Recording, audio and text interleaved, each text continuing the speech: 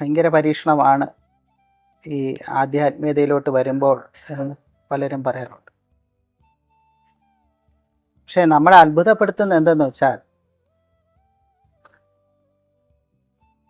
ഈ പറയുന്ന വ്യക്തികളിൽ ലൈഫിൽ ഭയങ്കര സന്തോഷകരമായിട്ടുള്ള പല കാര്യങ്ങളും വരുമ്പോൾ ഈ വാക്ക് പറയാറില്ല.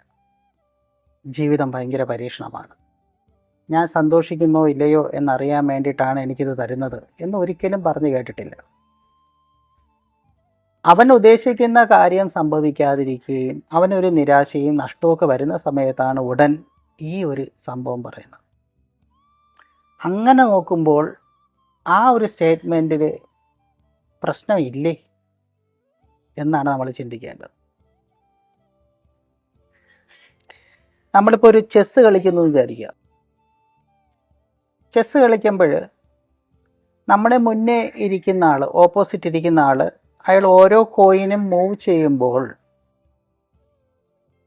ഇതെൻ്റെ പരീക്ഷണമാണ് എന്ന് നമ്മൾ ചിന്തിക്കാറുണ്ടോ? ഒരിക്കലും ഇല്ല. കാര്യം ചെസ്സിൻ്റെ ഓരോ മൂവ്മെൻറ്റ്സും നമുക്കറിയാം, നമ്മൾ എങ്ങനെയാണ് മൂവ് ചെയ്യേണ്ടതെന്ന് നമുക്കറിയാം. ഓപ്പോസിറ്റ് ഇരിക്കുന്ന ആളും എന്തൊക്കെ രീതിയിൽ മൂവ് ചെയ്യുമെന്ന് നമുക്കും അറിയാം.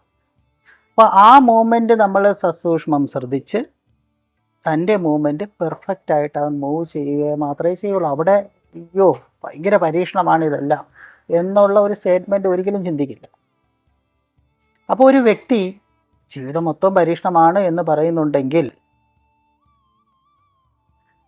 ആരുടെ പ്രശ്നമാണ് എന്ന് ചിന്തിച്ച് നോക്കാം. നമ്മളിൽ ദ്വന്ദ്ം നിലനിൽക്കുന്നത് കൊണ്ടാണ് സന്തോഷം വരുമ്പോൾ നമ്മളത് പറയാത്തത്, സന്താപം വരുമ്പോൾ നമ്മൾ പറയുന്നത്.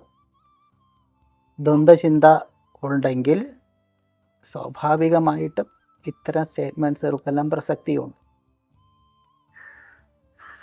ഭഗവത്ഗീതയും മറ്റും കർമ്മയോഗം എങ്ങനെയായിരിക്കണം, എപ്രകാരമായിരിക്കണം, ഈ ഭൂമിയിൽ എങ്ങനെയാണ് ജീവിക്കേണ്ടത് എന്ന് വ്യക്തമായി പറയുന്നുണ്ട്.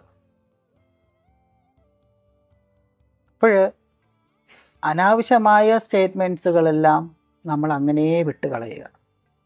കാര്യം ഇതൊരു കർമ്മക്ഷേത്രമാണ്. നമ്മൾ ജീവിക്കുന്ന ഈ ഭൂമി ഒരു കർമ്മക്ഷേത്രമാണ്. കൂടാതെ ആ കർമ്മക്ഷേത്രം എവിടെ നിലനിൽക്കുന്നു? ഒരു ക്ഷേത്രത്തിലാണ്. അവിടെ ഒരു യോദ്ധാവായി യവൻ നിലനിന്നുകൊണ്ട് മുന്നോട്ട് പോകുന്നവന് ഒന്നും പരീക്ഷണമല്ല. കാര്യം വ്യക്തമായി എങ്ങനെയാണ് കർമ്മം അനുഷ്ഠിക്കേണ്ടതെന്നും താനും കർമ്മവും തമ്മിലുള്ള ബന്ധം എന്താണെന്നും കർമ്മയോഗം എന്താണെന്നും കർമ്മം അറ്റവനാകണമെന്നും വ്യക്തമായി സാധന ശാസ്ത്രത്തിൽ അല്ലെങ്കിൽ ആ സാധകനെ തൻ്റെ സാധന ഗുരു വ്യക്തമായി ഒരു നിർദ്ദേശം നൽകുന്നു എന്നുണ്ടെങ്കിൽ പരീക്ഷണം എന്നുള്ള വാക്കിന് പ്രസക്തിയില്ല. അതുകൊണ്ട് ഇത്തരം റോങ് ആയിട്ടുള്ള സ്റ്റേറ്റ്മെൻറ്റ്സുകളും മറ്റു കാര്യങ്ങളും നമ്മൾ വിശ്വസിക്കാൻ പാടില്ല. പരീക്ഷണമാണ് എന്ന് പറയുന്നവൻ ഓർക്കണം, ഞാൻ എല്ലാത്തിനെയും ഭയപ്പെടുന്നു എന്ന് മനസ്സിലാക്കണം. ആ ഭയത്തിൽ നിന്നാണ് അവൻ ആ ഒരു വാക്ക്, പരീക്ഷണം എന്നുള്ളൊരു വാക്ക് പറഞ്ഞത്.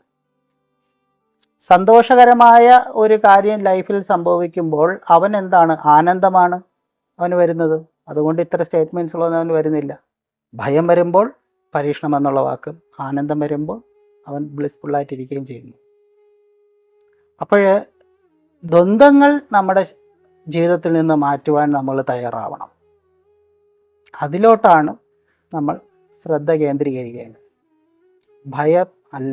ഈ ഭയം പലപ്പോഴും നമ്മളെ വസ്തുബോധത്തിൽ നിന്ന് അകറ്റും.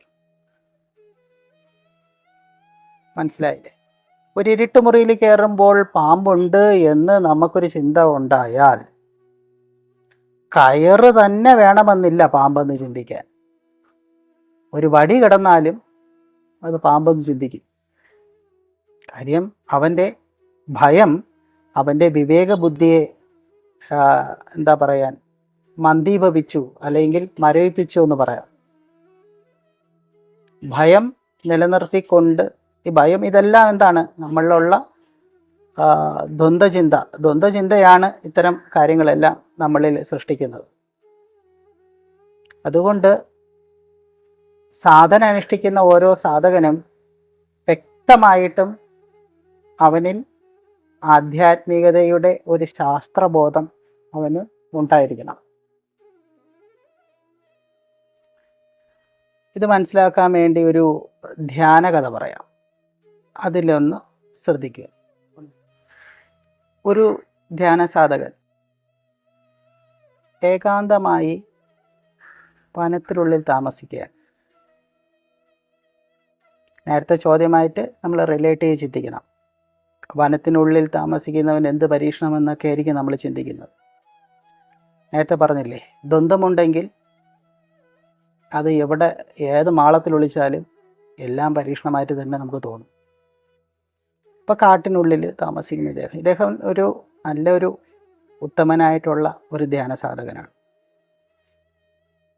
ഇദ്ദേഹം ഒരിക്കൽ വനത്തിനുള്ളിൽ ഇരിക്കുന്ന സമയത്ത് നിറയെ വൃക്ഷങ്ങളുണ്ട്. അപ്പോൾ ആകാശത്ത് പൂർണ്ണചന്ദ്രൻ്റെ നിലാവ് ഇങ്ങനെ അടിക്കുകയാണ്. പക്ഷെ ഇത്രയും നിമിഡമായിട്ടുള്ള വനമായത് കാരണം ഈ നിലാവ് വൃക്ഷത്തിൻ്റെ ഇലയിൽ തട്ടി താഴോട്ടെത്തുന്നില്ല. എന്നാൽ ഇടയ്ക്കിടയ്ക്ക് ആ നിലാവിൻ്റെ സാന്നിധ്യം അവിടെ കിട്ടുന്നുമുണ്ട്. അപ്പോൾ അദ്ദേഹം ഇങ്ങനെ ചിന്തിച്ചു, പൂർണ്ണചന്ദ്രൻ ആകാശത്ത് ഉണ്ട്, അതിൻ്റെ സാന്നിധ്യം അത് നിലാവായിട്ട് കാണിക്കുന്നുമുണ്ട്. പക്ഷേ എനിക്ക് എൻ്റെ സാന്നിധ്യത്തെ അറിയാൻ പറ്റുന്നില്ല. കാരണം ഈ വൃക്ഷം, അതിൻ്റെ ഇലകൾ അവ തടയുന്നുണ്ട്.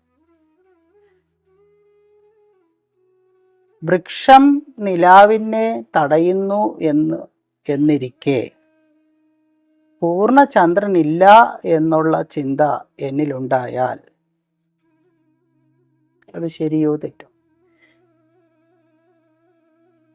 തെറ്റ് തന്നെയാണ്. നമുക്കറിയാം പൂർണ്ണചന്ദ്രൻ അവിടെ ഉണ്ട്. ഇപ്പം നേരത്തെ പറഞ്ഞതുപോലെ എല്ലാം പരീക്ഷണമാണ് എന്ന് നമ്മൾ ചിന്തിക്കുമ്പോൾ നമ്മളിൽ എന്തോ ഒരു കുറവ്, എന്തോ ഒരു അജ്ഞത ആണ് നമ്മളെ അത് പറയിപ്പിക്കുന്നത്.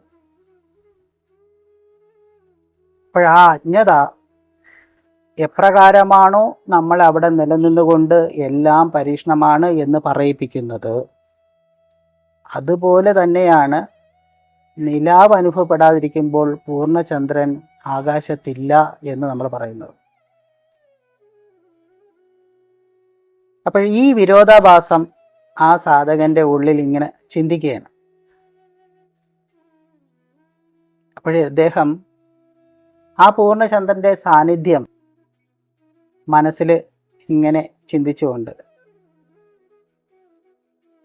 പൂർണ്ണചന്ദ്രൻ നിലാവ് നൽകിക്കൊണ്ടാണ് അതിൻ്റെ സാന്നിധ്യത്തെ അറിയിക്കുന്നത്. തനിക്ക് നിലാവ് കിട്ടുന്നില്ല,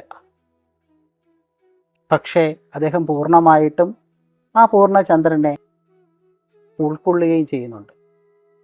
ആ അവസരത്തിൽ അങ്ങനെ നിന്നുകൊണ്ട് അദ്ദേഹം ഉള്ളിൽ ഒരു പാട്ടായിട്ടൊരു സത്യത്തെ അദ്ദേഹം പാടി.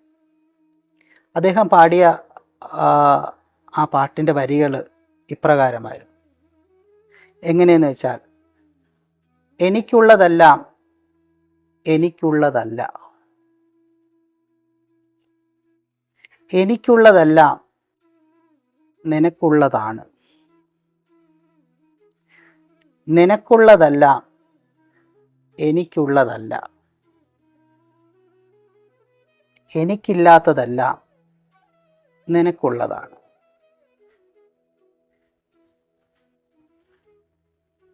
വീണ്ടും മനനം ചെയ്യുക. മനനം ചെയ്തു കഴിഞ്ഞാൽ വീണ്ടും വീണ്ടും മനനം ചെയ്യുക. അപ്പോൾ എല്ലാം പരീക്ഷണമാണെന്ന് പറയാനുള്ള സമയം നമുക്ക് കിട്ടുകയില്ല.